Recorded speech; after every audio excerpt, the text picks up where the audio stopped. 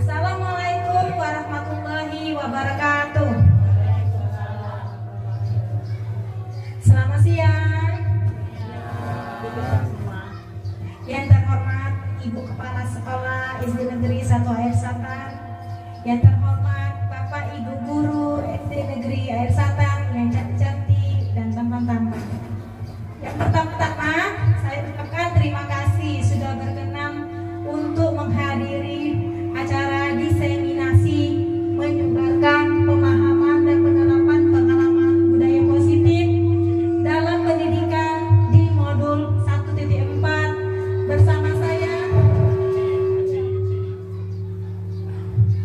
saya Artika Anjelama, calon guru penggerak angkatan 8 Kabupaten Musirawas. Sebelum kita memulai materi kita pada siang hari ini, marilah kita bersama-sama mengucapkan lapas basmalah. Bismillahirrahmanirrahim. Baiklah Bapak Ibu, karena jam sudah siang, saya ingin mendengar semangat dari Bapak Ibu guru. Nah, kalau saya bicara SD Negeri 1 Air Satan, jawabannya luar biasa. Oke? Oke.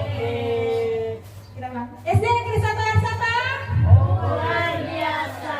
Satu kali lagi, kurang semangat. SD Negeri 1 Air Satan, luar biasa. Ya, oke, makasih Bapak Ibu. Baiklah, dalam kesempatan kali ini saya akan menyampaikan beberapa materi yang telah saya pelajari di calon guru penggerak angkatan 8 ini modul 1, yaitu tentang budaya positif. Sebelum kita memasuki materi budaya positif, saya ingin menanyakan dulu, apa di dalam pikiran Ibu Bapak guru mengenai budaya positif ini? Budaya positif. Ya, silakan keluar.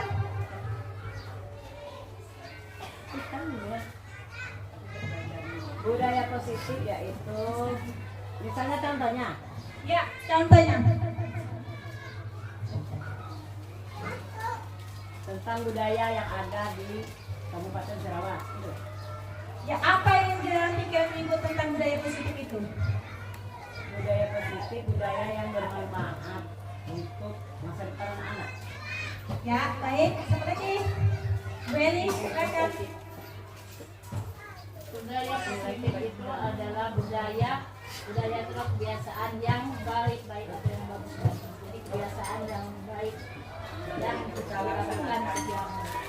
Ya, semua jawaban Ibu itu menjuru ke dalam teori tentang budaya positif. Nah, jadi dalam kesempatan kali ini saya akan memaparkan tentang konsep inti budaya positif. Di dalam budaya positif itu terdapat 8 konsep inti. Yang pertama yaitu perubahan paradigma belajar, yang kedua disiplin positif, yang ketiga nilai-nilai kebajikan, yang keempat kebutuhan dasar manusia, yang kelima motivasi perilaku manusia, yang keenam posisi kontrol guru, yang ketujuh keyakinan kelas, dan yang terakhir yaitu segitiga restitusi. Yang pertama yaitu perubahan paradigma belajar. Apa yang dimaksud dengan perubahan paradigma baru? Yaitu pembelajaran dengan paradigma yang dirancang berdasarkan dengan prinsip pembelajaran, yaitu berdiferensiasi sehingga para peserta didik belajar sesuai kebutuhannya berdasarkan tahap perkembangan sesuai teori psikologi modern untuk mewujudkan profil pelajar Pancasila. Nah, di dalam profil pelajar Pancasila terdapat elemen-elemennya. Salah berbagi, kreatif, bergotong royong, dan yang lain-lain itu.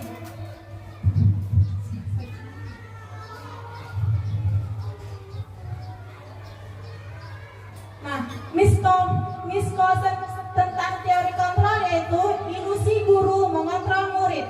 Yang kedua itu ilusi bahwa semua penguatan positif efektif dan bermanfaat. Yang ketiga yaitu ilusi bahwa kritik dan membuat rasa bersalah mampu membuat karakter. Yang keempat yaitu ilusi bahwa orang dewasa berhak memaksa.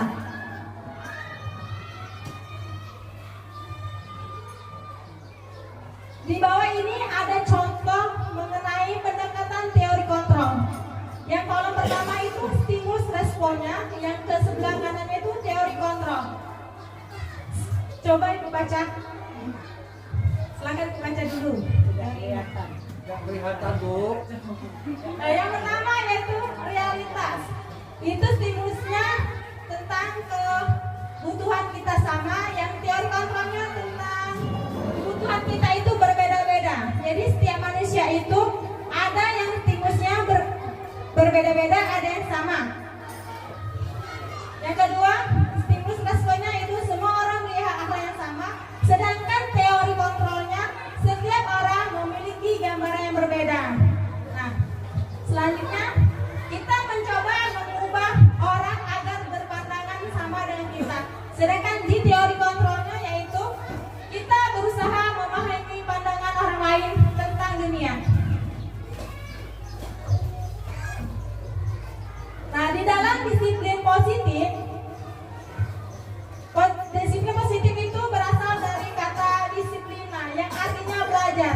Disiplin mengacu pada disiplin dari diri sendiri yang memiliki tanggung jawab terhadap apa yang dilakukannya berdasarkan nilai-nilai yang diyakini. Disiplin positif merupakan salah satu cara penerapan disiplin yang bertujuan untuk menumbuhkan kesadaran serta memberdayakan peserta didik dalam imbalan atau penghargaan, ancaman atau hukuman.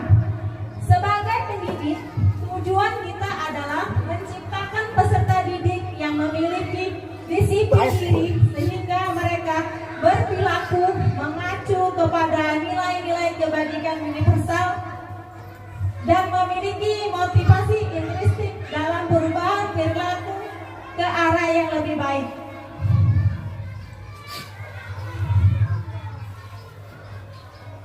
Nah, di dalam nilai-nilai kebajikan itu ada profil pelajar Pancasila yang berisi tentang beriman dan bertakwa pada Tuhan Yang Maha Esa, berakhlak mulia, berdikari global, gotong royong, mandiri, kreatif, dan bernalar kritis.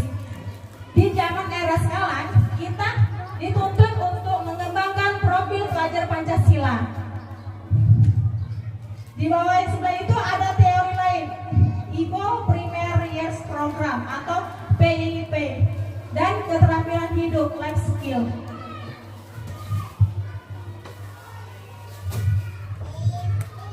Nah, materi selanjutnya itu kebutuhan dasar manusia. Kebutuhan dasar manusia itu adalah segala sesuatu yang kita lakukan untuk mendapatkan apa yang kita inginkan. Seluruh tindakan yang kita lakukan memiliki tujuan tertentu dan semua usaha terbaik yang kita lakukan adalah dalam rangka kebutuhan dasar kita terpenuhi dengan baik.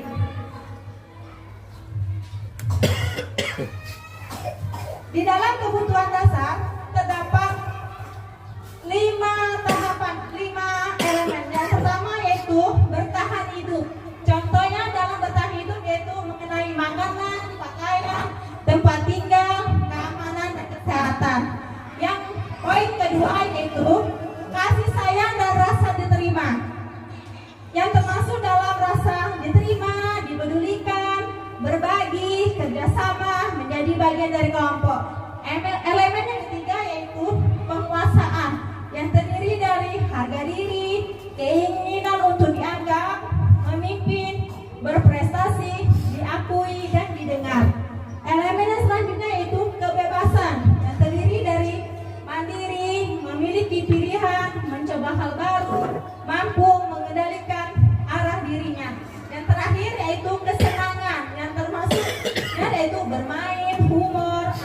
optimisme, dan tertawa.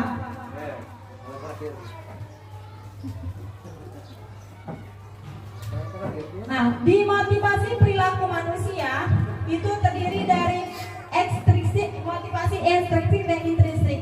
Yang termasuk motivasi ekstrinsik yaitu untuk menghindari ketidaknyamanan atau hukuman. Yang kedua, untuk mendapatkan imbalan atau penghargaan dari orang lain.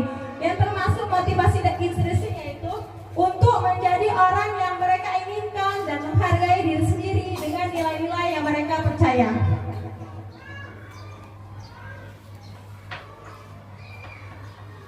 Nah, di dalam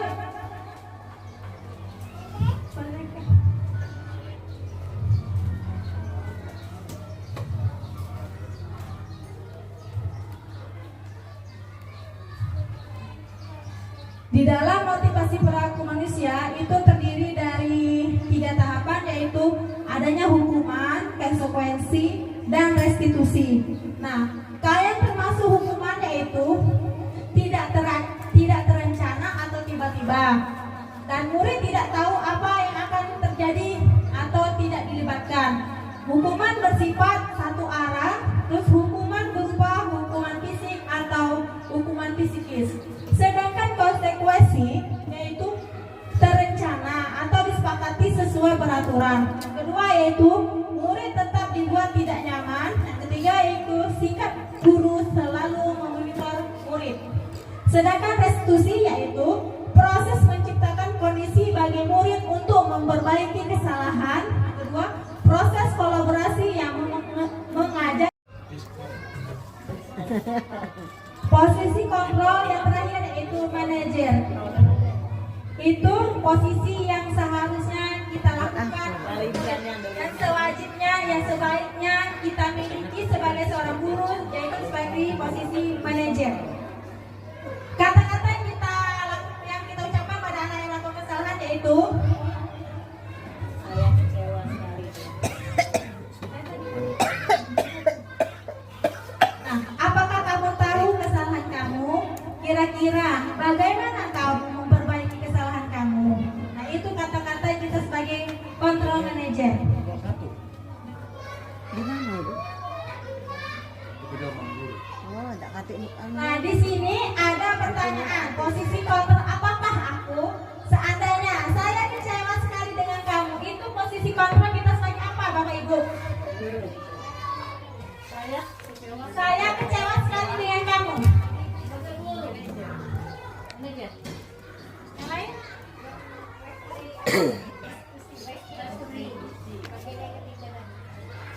Nah, kata-kata saya kecewa sekali dengan kamu itu adalah posisi kontrol merasa bersalah, Ibu. Jadi kan itu membuat anak bahwa oh aku bersalah, aku kecewa dengan kamu nak. Itu kan berarti posisi Anak merasa merasa salah. bersalah. Jadi kan dia tahu bahwa anak itu Saya oh, padanya salah. sepatunya bukan. Terus yang kedua, Jadi kapan? Ah, lobok aman dengan aku. kamu tidak pernah benar melakukannya. Itu sebagai apa? Kamu tidak pernah benar melakukannya. Sebagai posisi kontrol apa itu? Penyuruh, Bu. Jauh. Seragi beliau. Kamu tidak pernah benar melakukannya. Itu koning. Benar aja yang ngomong. Pemukul, ya, benar. Ibu Eli benar, Tika benar. Ya, di sini adalah posisi kontrol pemukul. Berarti kita memukul anak secara tidak langsung. Yang ketiga itu apa rencanamu untuk menyelesaikan masalah ini? Ayo, itu posisi kontrol apa?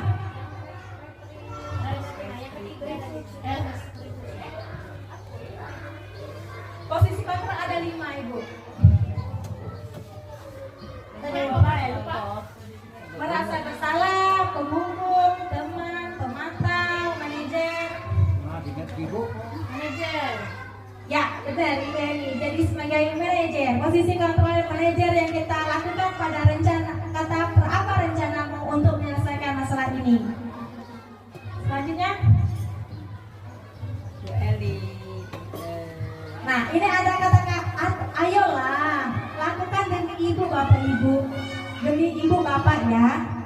Itu posisi kontrol apa? Ayolah lakukan demi ibu bapak ya. ditanya jawab itu. Posisi karena ada 5: merasa bersalah, penghukum, teman, pemantau, dan manajer. Hukum. Penghukum, milik Memantau. yang lain, itu Bapak ya. manajer. Teman. Ya, teriming teman. Ini kan tangan aja. Ayolah, lakukan demi ibu bapak ya. Ayo, tepuk tangan kali dulu. Nah, yang terakhir, kamu tidak pernah mendapat nilai jika tidak mengerjakan tugas. Jadi apa itu? Posisi kamu. Hukum. Ya, iya benar. Pemantau. Wah, ayo saya. Hidup Pak Yan. Roni. Nah, nyuit. Nah, sekarang materi keyakinan kelas. Nah, mengapa? Ada pertanyaan. Mengapa keyakinan kelas bukan peraturan kelas? Mengapa keyakinan kelas bukan peraturan kelas? Kalau keyakinan kelas itu dibuat kita bersama-sama sama anak-anak dengan diskusi. Kalau peraturan kelas itu kita yang buat sendiri tanpa bertanya kepada anak murid. Ya.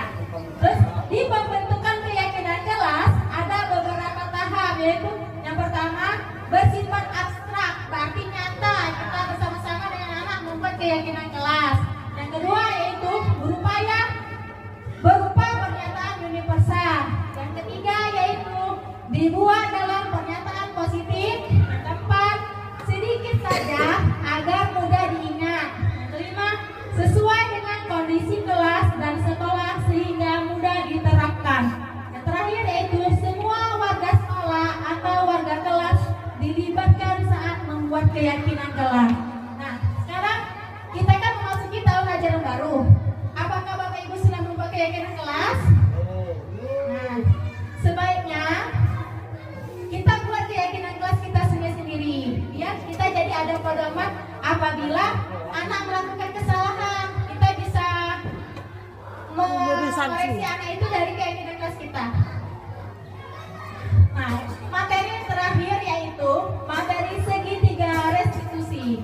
Nah, segitiga restitusi yaitu suatu proses dialog yang dijalankan oleh guru agar dapat menghasilkan murid yang mandiri dan bertanggung jawab. Nah, tahapan segitiga restitusi ini ada 3. Yang pertama yaitu menstabilkan identitas.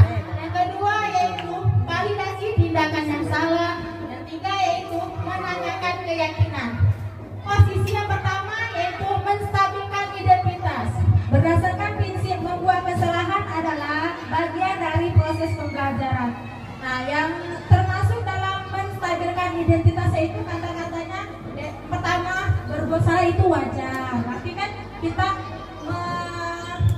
memberitahu bahwa anak itu salah. Yang kedua yaitu tidak ada manusia yang sempurna. Dan kata-kata yang selanjutnya ibu bapak juga pernah melakukan itu. Begitu. Selanjutnya ibu bapak tidak mencari siapa yang salah, tapi ibu bapak ingin mencari solusi dari permasalahan ini. Nah, kalimat terakhir yaitu kamu berhak merasa begitu. Itu adalah contoh-contoh dari menstabilkan identitas. Tahapan kedua yaitu validasi tindakan yang salah. Berdasarkan prinsip perilaku yang berupaya memenuhi suatu kebutuhan tertentu. Kalimat-kalimat yang biasanya dilakukan dalam validasi tindakan yang salah itu yaitu kamu pasti punya alasan mengapa melakukan hal itu. Yang kedua yaitu padahal kamu bisa melakukan yang lebih buruk dari ini ya. Yang ketiga itu kamu patut bangga karena telah melindungi sesuatu yang penting buat kamu. Yang keempat yaitu kamu melakukannya karena mempertahankan sesuatu yang penting bagi kamu. Tahapan yang terakhir dari segitiga restitusi yaitu menanyakan keyakinan. Menanyakan keyakinan berdasarkan prinsip teori kontrol bahwa pada dasarnya kita termotivasi secara intrinsik. Kalimat-kalimat yang biasa kita gunakan dalam menanyakannya yaitu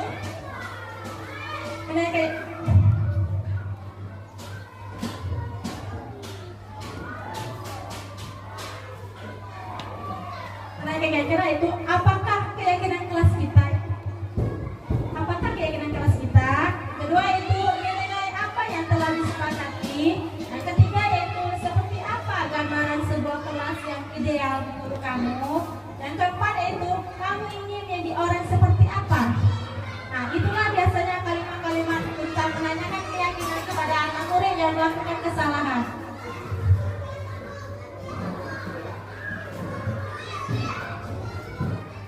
Dalam pembelajaran yang sebelumnya, saya telah membuat contoh penerapan segitiga diskusi dengan seorang anak. Nah, ini videonya. Berhubung suara salahnya tidak ada, jadi kita hanya mendengarkan, saya melihat gambarnya saja ya. Ini kesalahan anak murid waktu dia marah sama temannya karena temannya mencontek pekerjaannya. Bukan hanya pekerjaan rumah, tapi pekerjaan juga sehari-hari selalu dicontek anak. Jadi dia merasa tidak senang kalau pekerjaannya dicontek terus. Makanya dia berkelahi dengan anak tersebut. Nah, jadi saya sebagai posisi kontrol manajer melakukan tahapan segitiga diskusi kepada anak yang membuat kesalahan tersebut.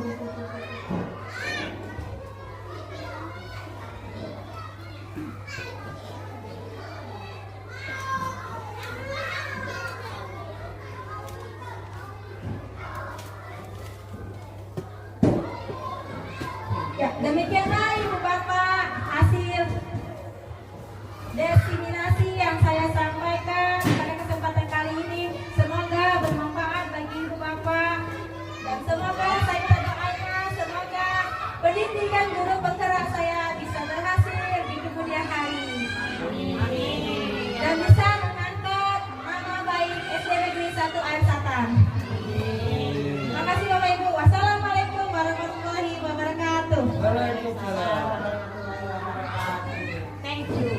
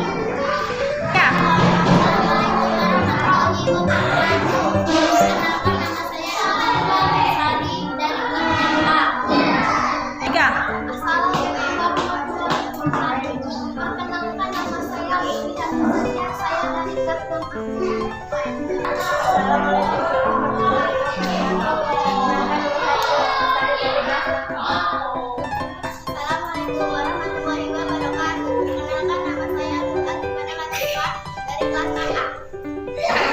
Assalamualaikum warahmatullahi wabarakatuh. Perkenalkan nama saya Rani Pranata dari kelas A.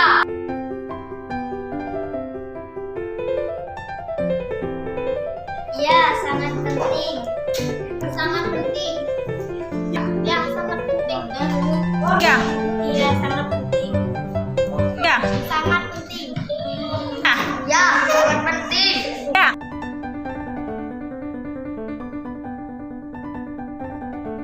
Karena dapat menumbuhkan rasa tanggung jawab. Ya. Karena dapat membuat kita lebih disiplin. Karena dapat membuat kita menghargai orang lain. Ya. Karena